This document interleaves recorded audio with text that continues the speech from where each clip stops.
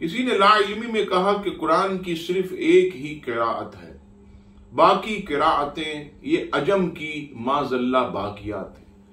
याद रखिएगा, कुरान की 7 यानी 7 किराअतें ये मुतवातिर और सही है। सही मुस्लिम फज़ाइलुल कुरान हदीस नंबर 1799, हजरत सैयदना अब्दुल्लाह इब्न अब्बास रज़ियल्लाहु ताला अन्हुमा फरमाते हैं कि रसूलुल्लाह सल्लल्लाहु ताला अलैहि वसल्लम ने इरशाद फरमाया कि जिब्रील ने मुझे एक हुरुफ मखसूस तरह की किराअत के मुताबिक कुरान पढ़ाया। मैंने मजीद किराअत की किस्म की फरमाइश की, मैं फरमाइश करता रहा, वो इजाफा करते रहे, यहां तक के 7 हुरूफ हो गए, यानी 7 मुख्तलिफ तरह की किराअतें हो गई।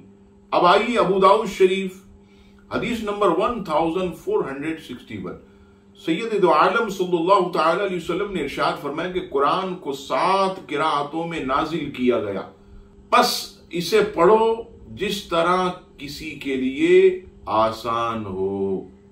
अब आइए, कुरान मजीद की किराअत ये 7 हैं, इसमें किसी का कोई इख्तिलाफ नहीं, और जिस मुल्क में जो राइज हैं अवाम के सामने जो पढ़ी जाती हैं, तो अवाम भी जो है उसी किराअत पर जो है वो कुरान मजीद फुरकान हमीद जो है वो पढ़ती रहे। जैसे हमारे पाक व हिंद में हजरत आसिम रज़ी अल्लाह ताला अन्हु की किराअत पर कुरान मजीद की तिलावत होती है, तो हम जो है उसी किराअत पर जो है वो कुरान मजीद पढ़ते हैं।